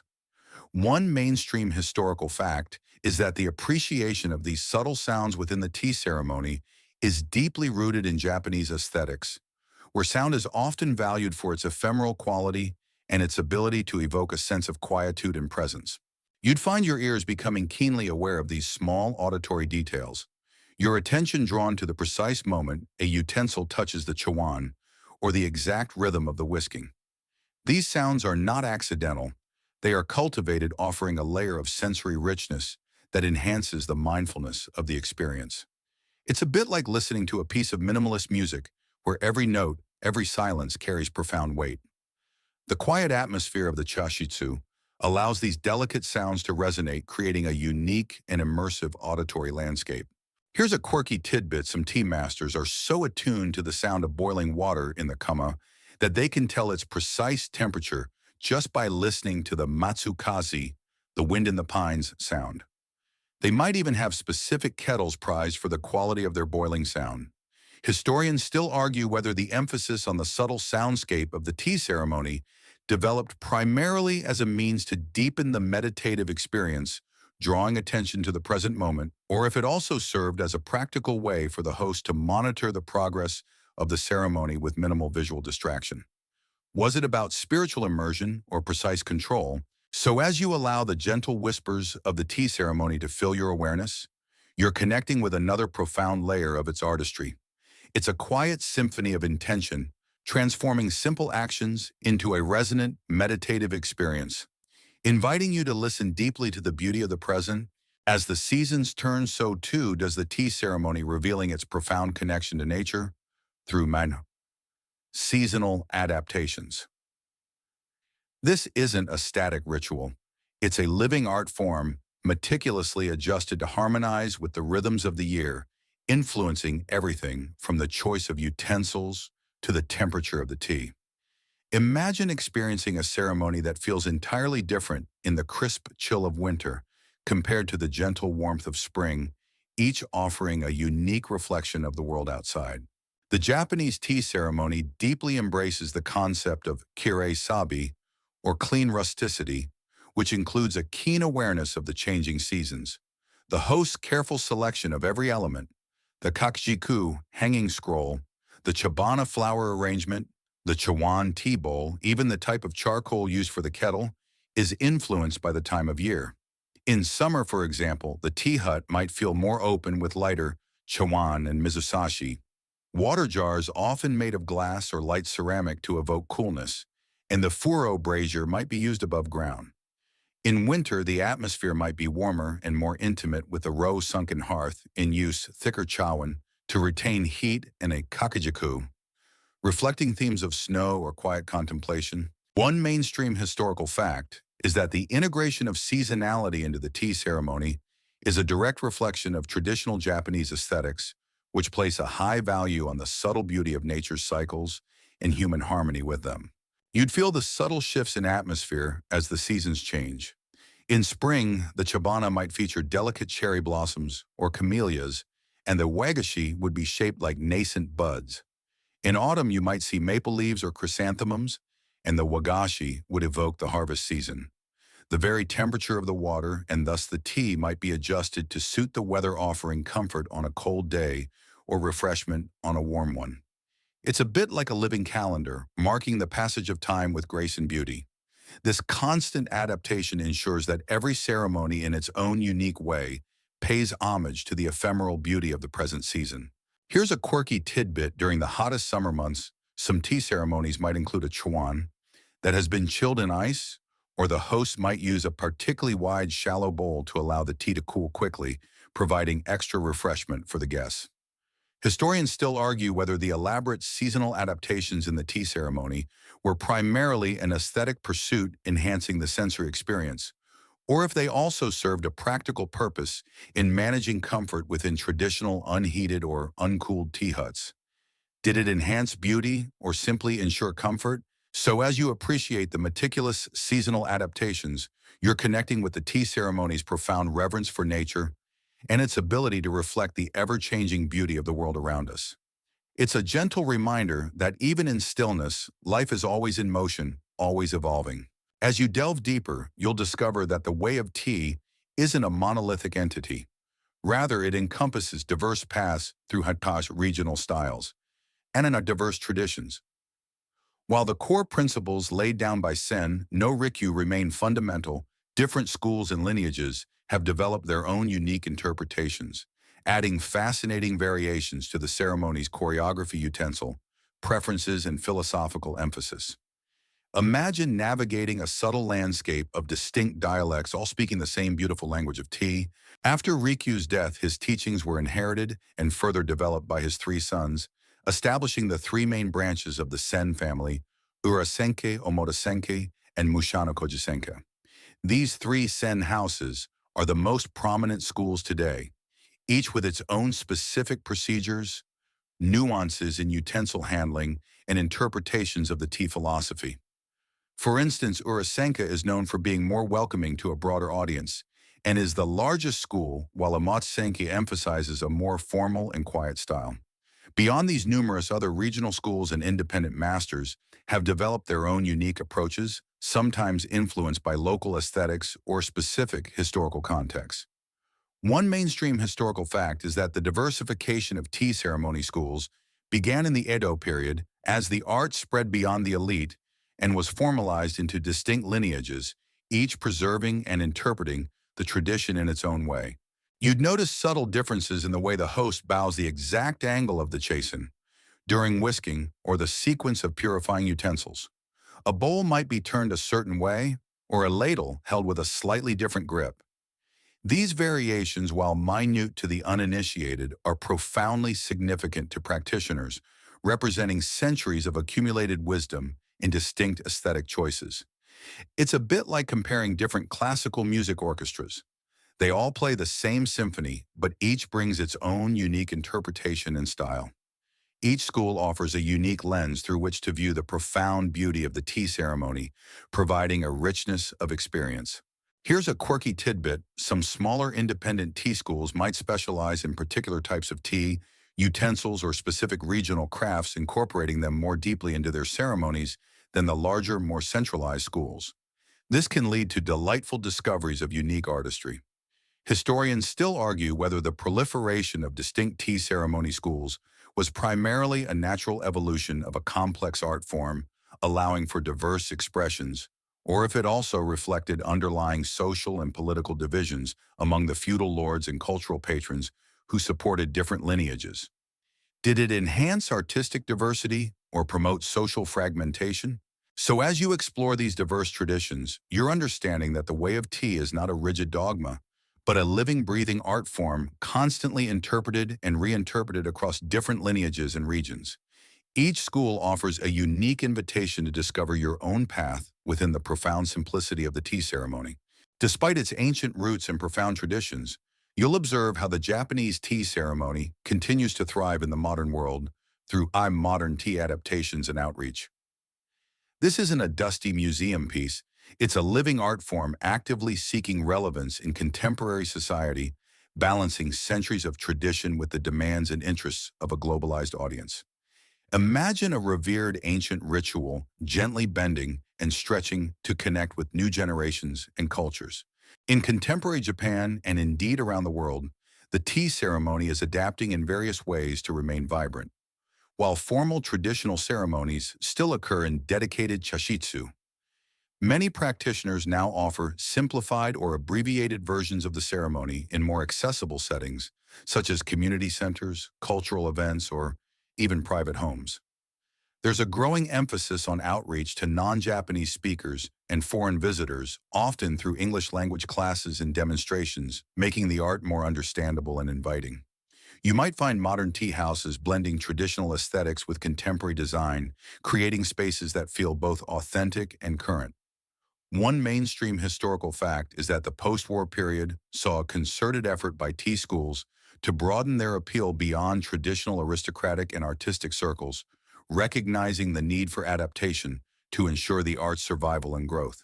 You'd see young people, once perhaps uninterested, now seeking out tea ceremony classes as a way to connect with their cultural heritage, or to find a moment of stillness in their fast-paced lives. Tourists arrive eager to experience a glimpse of Japanese culture. The adaptations might include shorter ceremonies, explanations in the simpler terms, or even adjustments to the seiza posture for those unable to kneel. It's a bit like a classical opera company performing a modern interpretation of a beloved work. The essence remains, but the presentation speaks to a new era. The core principles of harmony, respect, purity, and tranquility remain, but the pathway to experiencing them has become more diverse. Here's a quirky tidbit: some contemporary tea masters are experimenting with unexpected locations for tea ceremonies, such as rooftop gardens, art galleries, or even pop-up events in urban spaces, demonstrating the adaptability of the ritual to new environments while maintaining its spirit.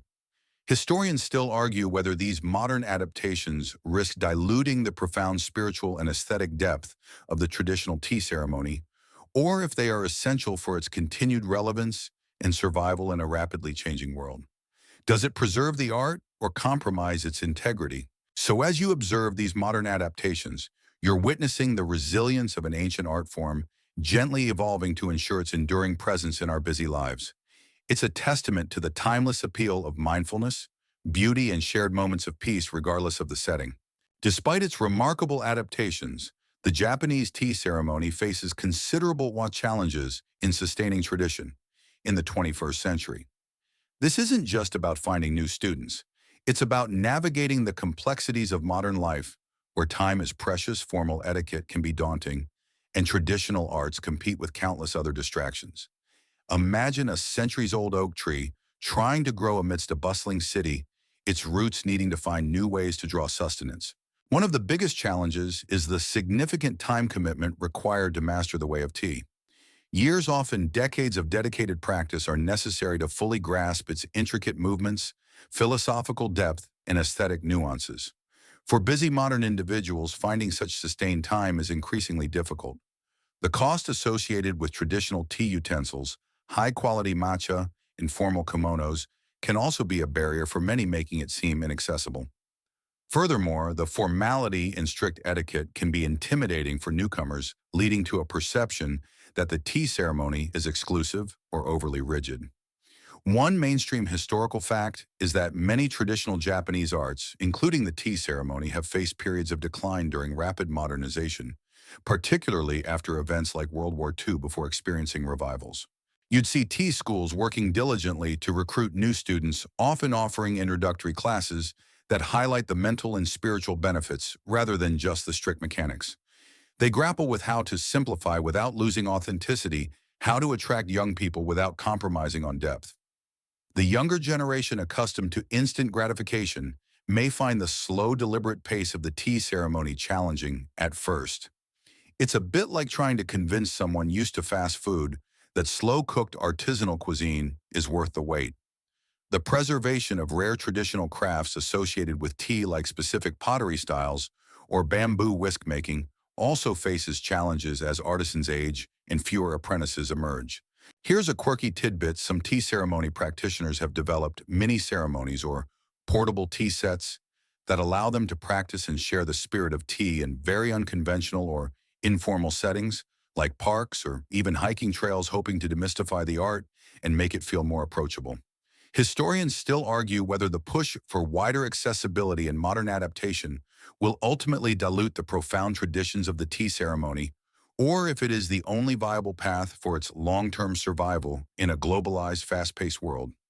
Does adaptation save it or fundamentally change it? So as you acknowledge these challenges, you're recognizing the ongoing dedication required to keep this beautiful, ancient art form alive. It's a testament to the passion of its practitioners who strive to preserve its essence while allowing it to breathe and adapt in the face of modernity, ensuring that future generations can still find solace in a shared bowl of tea. Building on the profound philosophical lessons, you now realize that the way of tea is inextricably linked with tea and art. Its practice often seen as the culmination of various Japanese artistic expressions. This isn't just a ceremony with beautiful objects. It's a living canvas where calligraphy, ceramics, flower arrangement, garden design, and even the host's movements become integrated elements of a single harmonious masterpiece. Imagine a performance where every prop, every gesture, every silent moment is itself a work of art, all contributing to a singular aesthetic experience. The tea ceremony is a unique crucible where diverse art forms converge. The kakejaku, hanging scroll in the tokonoma, displays exquisite calligraphy or painting. The chawan tea bowl is a prized piece of ceramic art, often handmade with a unique glaze and form. The Chabana flower arrangement is a minimalist naturalistic sculpture. The Chashitsu itself is a work of architectural design meticulously planned to create a specific atmosphere. Even the movements of the host are choreographed with the grace and precision of a dance elevating functional actions to an artistic level. These arts aren't merely decorative. They are chosen to reflect the ceremony's theme, the season, and the host's aesthetic sensibility contributing to the overall wabi-sabi harmony. One mainstream historical fact is that the tea ceremony greatly influenced and fostered the development of various Japanese crafts and art forms, providing a refined context for their creation and appreciation. You'd feel how each artistic element complements and enhances the others, creating a layered sensory experience. The rough texture of a raku bowl might heighten your appreciation for the smooth, vibrant green of the matcha. The sparse lines of a Zen calligraphy scroll might deepen your contemplation as you sip the tea. The delicate beauty of a single flower evokes the transient nature of life, underscoring the Ichigo Ichi principle. It's a conversation between the static beauty of objects and the dynamic beauty of the performed ritual. It's a bit like stepping inside a living museum, but instead of simply observing, you are a participant engaging with the art on a deeply personal level. Here's a quirky tidbit: some tea masters are also accomplished calligraphers, potters, or garden designers, meaning they personally create some of the very art objects used in their own ceremonies, further blurring the line between artist and host. This personal connection imbues the ceremony with an even deeper layer of individual expression and authenticity. Historians still argue whether the tea ceremony's integration of various art forms made it a more holistic and profound cultural experience, or if it sometimes led to a heightened sense of exclusivity, making it less accessible to those unfamiliar with its intricate artistic codes. Did it broaden appreciation or narrow participation? So as you engage with the interwoven beauty of tea and art, you're understanding that the tea ceremony is more than a ritual. It's a living gallery inviting you to perceive beauty not just in individual objects, but in the harmonious interplay of all things, transforming a simple act into a profound artistic journey. Beyond its artistic and philosophical dimensions, you now realize that the tea ceremony is at its heart a powerful form of tea as meditation, a practice of mindfulness in motion. This isn't about sitting cross-legged and chanting. It's about finding tranquility and deep concentration through deliberate ritualized actions, allowing the present moment to become your entire world. Imagine performing a series of precise, graceful movements, your mind entirely focused on the task at hand, every distraction fading away. The entire choreography of the tea ceremony, from the moment you step onto the roji to the final sip of tea, is designed to cultivate mindfulness. Each step is deliberate, each gesture precise, each sound intentional. The host's movements are slow, fluid, and economical, demanding complete concentration. As a guest, you are encouraged to observe every detail, to listen intently to the sounds, to feel the warmth of the bowl, to savor the taste of the tea, and to appreciate the aesthetic choices in the tokonoma. This deep engagement of all senses in the present moment is the essence of mindfulness. One mainstream historical fact is that the meditative aspect of the tea ceremony is directly derived from Zen Buddhist practices where mundane activities, when performed with full awareness, can become pathways to enlightenment. You'd feel your own breathing becoming more regulated, your internal chatter quieting as you become absorbed in the rhythm of the ceremony. The repetition of movements, the focus on sensory details, and the quiet atmosphere create a space where worries and external concerns simply fall away. There's no room for multitasking. Your entire being is dedicated to the here and now. It's a bit like a moving meditation where your body and mind work in unison to achieve a state of heightened awareness. The deliberate slowness itself is a practice in patience, forcing you to slow down and truly experience each unfolding moment. Here's a quirky tidbit: some tea masters emphasize the importance of paying attention to the temperature and feel of the water in the chowan against your lips as you drink, arguing that this precise sensory awareness deepens the meditative experience of the tea. It's a tiny detail, but one that grounds you firmly in the present. Historians still argue whether the meditative benefits of the tea ceremony are primarily achieved through the ritualized movements and precise execution, or if they are more dependent on the individual practitioner's inherent capacity for mindfulness and their personal philosophical understanding. Is it the external form or the internal disposition that truly leads to enlightenment? So as you immerse yourself in the deliberate actions and quiet contemplation of the tea ceremony, you're discovering a profound path to inner peace and presence. It's a powerful reminder that mindfulness isn't just for stillness. It can be found in every intentional movement, transforming the simple act of preparing and drinking tea into a deeply meditative journey. As you continue your journey through the way of tea, you begin to grasp that its profound impact extends to your own personal growth. This isn't just about mastering a skill. It's about a transformative process where engaging with tea can transform your perspective on patience, humility, and the interconnectedness of all things. Imagine that every time you pick up a chasen or observe a chowan, you're not just performing a ritual, but subtly reshaping your own character. The repetitive, precise nature of the tea ceremony, demanding years of practice, instills deep patience and discipline. You learn that true mastery comes not from rushing, but from persistent, dedicated effort, embracing the journey as much as the destination. This patience translates beyond the chushitsu, teaching you to approach challenges in your daily life with greater calm and perseverance. The emphasis on wabi-sabi encourages you to find beauty not only in perfection, but also in imperfection, and the natural process of aging, fostering a sense of acceptance and gratitude, Brian, for things as they are. It's a gentle nudge to appreciate the worn edges of life rather than constantly seeking the new and flawless. One mainstream historical fact is that the way of tea has traditionally been considered a path of rigorous self-cultivation, shugyo, where the demanding discipline of the practice leads to personal and spiritual refinement. You'd find yourself becoming more mindful in your everyday actions, a direct result of the ceremony's focus on present moment awareness. The subtle sounds, the precise movements, the deep engagement of your senses all cultivate a heightened attention that you carry into your interactions outside the tea room. You might notice the small details of your own environment, the texture of a fabric, the nuance of a conversation, or the quiet beauty of a fleeting moment. This heightened awareness can lead to greater empathy and a deeper connection with others, fostering respect, not just for tea implements, but for all living beings.